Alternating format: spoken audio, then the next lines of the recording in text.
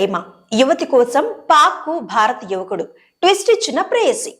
Facebook లో పరిచయమైన పాక్ యువతితో భారత యువకుడి ప్రేమ. ఆమెను పెళ్లి చేసుకునేందుకు అక్రమంగా పాకిస్తాన్ లోకి. అతడిని పెళ్లి చేసుకోవడం ఇష్టం లేదని ట్విస్ట్ ఇచ్చిన యువతి.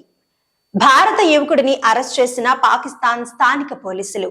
ప్రేమించిన యువతి కోసం ఓ భారత యువకుడు పాకిస్తాన్ కు వెళ్లగా అక్కడి అధికారులు అతనిని అరెస్ట్ చేశారు.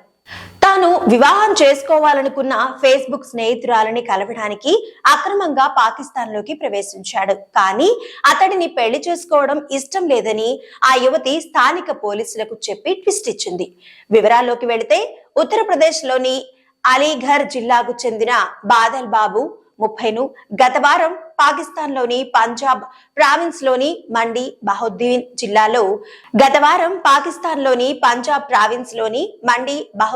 జిల్లాలో అక్రమంగా సరిహద్దు దాటినందుకు స్థానిక పోలీసులు అరెస్ట్ చేశారు.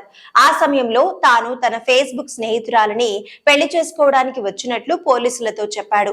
దాంతో ఫేస్బుక్ స్నేహితురాలు సనా రాణిని పోలీసులు పిలిచి వాంగ్మూలం తీసుకున్నారు. ఆ సమయంలో ఆమె బాదల్ను పెళ్లి చేసుకోవడం ఇష్టం లేదని చెప్పింది.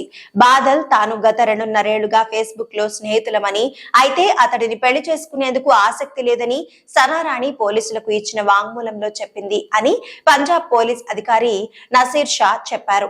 ఈ మేరకు గురువారం పీటీఐ తన కథనంలో పేర్కొంది. బాదల్ బాబు అక్రమంగా సరిహద్దు దాటి మండి బహుద్దీన్ లోని మాంగ్ గ్రామానికి సనారాణిని కలవడానికి చేరుకోగా అక్కడ చట్టాన్ని అమలు చేసే అధికారులు అరెస్ట్ చేశారని పోలీసులు అధికారి పేర్కొన్నారు.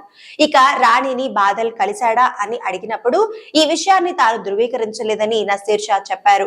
రాణి తన కుటుంబ సభ్యుల ఒత్తిడి మేరకు బాదల్తో పెళ్లికి నిరాకరిస్తూ పోలీసులకు స్టేట్మెంట్ ఇచ్చిందా అనేది కూడా తెలియాల్సి ఉంది. అయితే బాదల్తో ఉన్న సంబంధాలపై రాణితో పాటు ఆమె కుటుంబ సభ్యులను ఇంటెలిజెన్స్ ఏజెన్సీ అధికారులు ప్రశ్నించనున్నట్లు విశ్వసనీయ సమాచారం ఉందని పీటీఐ పేర్కొంది.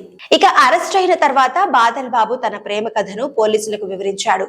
ఎలాంటి చట్టపరమైన పత్రాలు లేకుండా ప్రయాణిస్తున్నందున బాబును పాకిస్తాన్ విదేశీ చట్టం సెక్షన్లు 13, 14 కింద అదుపులోకి తీసుకున్నారు. అనంతరం అతడిని కోర్టు ముందు హాజరుపరచగా 14 రోజుల పాటు జ్యుడిషియల్ కస్టడీ విధించింది. తదుపరి విచారణ జనవరి 10కి వాయిదా వేసింది.